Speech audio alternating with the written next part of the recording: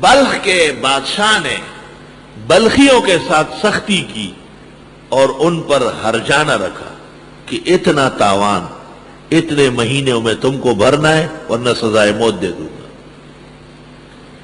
بلخ کے مسلمان بڑے پریشان ہوئے اور انہوں نے ہر طرح سوچا، باغا دوڑی کی، لیکن وہ سمجھ گئے کہ ہم تو اتنا بڑا جرمانہ ادا نہیں کر سکتے۔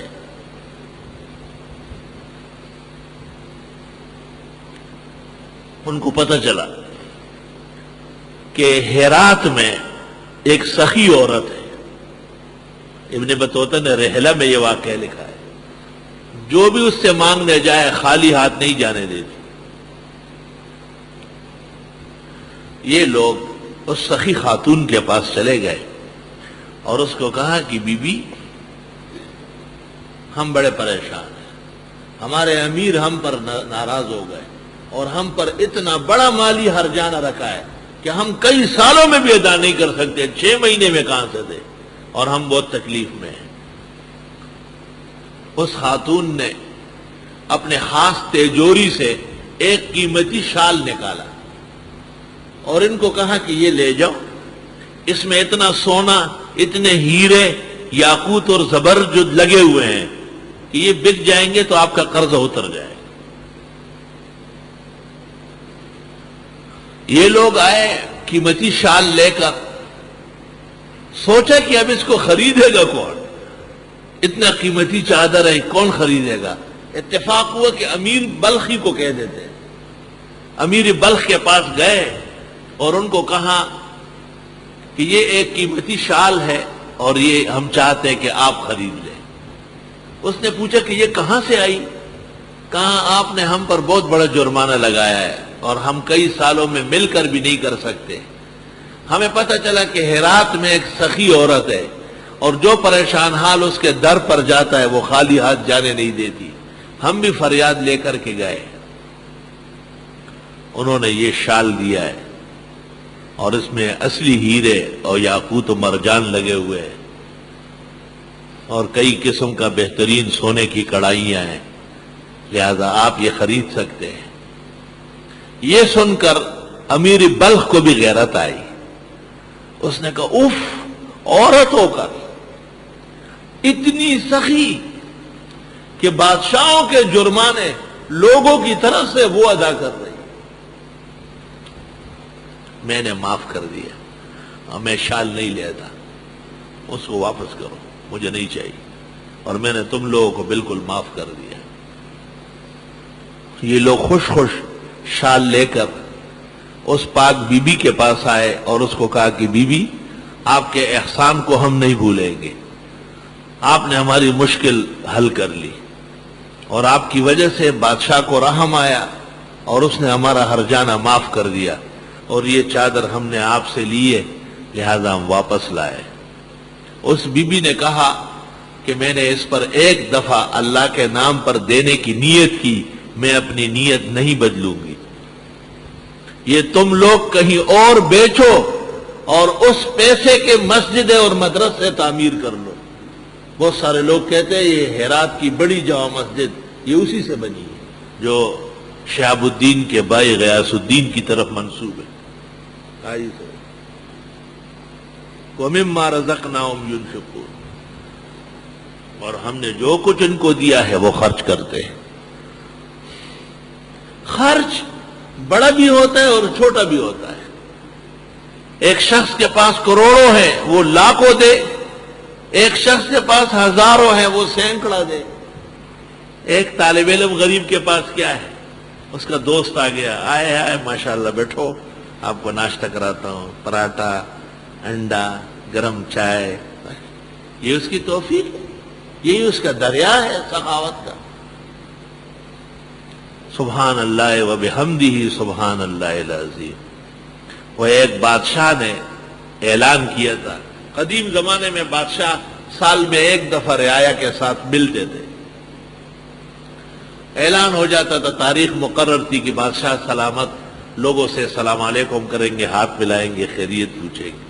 سب لوگ آئے، سب لوگ جا رہے، کوئی ہاتھی لے کے جا رہے، کوئی شیر، کوئی ہرنی، کوئی شاہین، جس شخص کی دو توفیق ہو، کسی نے سونے چاندی کے تاج بنوائے، ایک فقیر عاجز طالب علم، اس کو بھی شوق ہو گیا کہ ہم بھی بادشاہ سلامت سے سلام علیکم کرتے اور ان سے مصافحہ کرتے، کیا لے کے جاؤ؟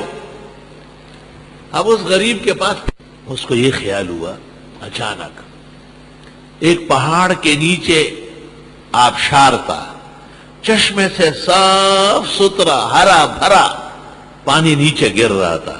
اس نے کہا بادشاہ سلامت یہاں تو نہیں آیا ہوگا، اور اس آبشار کا اتنا اچھا پانی بادشاہ نے نہیں پیا ہوگا۔ کمہار سے مٹی کا ایک مٹکا لے لیا، اس کو 3-4 مرتبہ اچھی طرح دھویا، صاف کیا، اور پھر اس آبشار کے نیچے کھڑا ہو گیا، اس کو بھرا اور منجیلا بنا کے سر پہ رکھا، اوپر مٹکا رکھا، اوپر کوئی کپڑا ڈالا اس کے، بادشاہ کے دربار پہنچ گیا۔ اب بادشاہ سلامی کے لیے لوگ آگے بڑھ رہے ہیں، ہاتھی، شیر، ہرنی، شاہین، قسم قسم کے قیمتی شہد، ہر طرح اصل گھی پیش ہو رہا ہے۔ پھر بادشاہ اسی حساب سے تحفے تحائف بانٹ رہے تھے۔ یہ پیش ہو گیا، بادشاہ نے کہا یہ کیا ہے؟ کہ یہ پہاڑ کے چشمے کے آبشار کا خوبصورت، حسین، ٹھنڈا، میٹھا، شیرین پانی۔ میں آ رہا تھا، میں نے پورے مملکت میں نظر دوڑائی، لیکن میری توفیق اور کچھ نہیں تھی۔ مجھے خیال ہوا کہ اتنا اچھا پانی بادشاہ سلامت وہاں تک نہیں گیا ہوگا۔ بادشاہ صاحب دل تھا، با کمال تھا۔ جتنے لوگوں نے تحائف دیے تھے کہا ادھر رکھو، ادھر رکھو۔ اس شخص کے مٹکے کے لیے کہا کہ یہ میرے تخت کے اوپر رکھو، اور اس شخص کو کہا کہ آپ بہت شوق سے لائے ہیں، جام بھر کے مجھے پلاؤ۔ اس نے بسم اللہ پڑھ کر جام بھرا، بادشاہ سلامت کو پیش کیا۔ بادشاہ بڑے مجمع میں پیچھے ہو کر کرسی پر بیٹھ گئے اور اس کو پیا۔ سب لوگ دیکھ رہے۔ جب انعامات تقسیم کرنے کا وقت آیا، بادشاہ نے ہر شخص کو بہترین انعامات دیے، لیکن اس کے بارے میں کہا کہ اس کا مٹکا سونے سے بھر کے دے دے۔ وزیر نے کہا یہ تو بہت زیادہ ہے، صرف چشم۔ بادشاہ نے کہا جو حکم ہوا ہے تعمیل کرو، چھوڑو باتیں۔ وزیر نے بادل ناخواستہ مٹکا سونے سے بھرا اور اس کو دے دیا۔ یہ دربار سے باہر نکلا اور مٹھیاں نکال کے اس کو اور اس کو سب کو دے رہے۔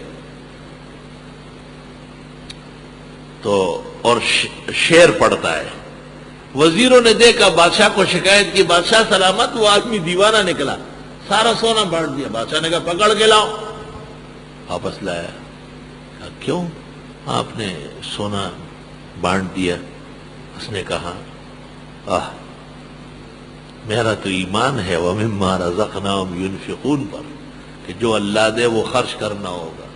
کہا بادشاہ سلامت آپ کو صرف یہ کہا کہ میں نے بانٹا، وہ جو شعر پڑھا ہے وہ سنو، وہ اس میں سارا کام ہو جائے گا۔ بادشاہ نے کہا کیا شعر پڑھا؟ کہا بانٹتے وقت میں نے یہ شعر پڑھا، یجود علینا المخیرون بمالہم، مالدار لوگ مال خرچ کر کے ہمیں دیتے، یجود علینا المخیرون بمالہم وَنَحْنُ بِمَالِ الْمُخَيِّرِينَ نَجُودُ، ہم بھی سخیوں کا مال اللہ کے نیک راستوں میں لٹائیں گے۔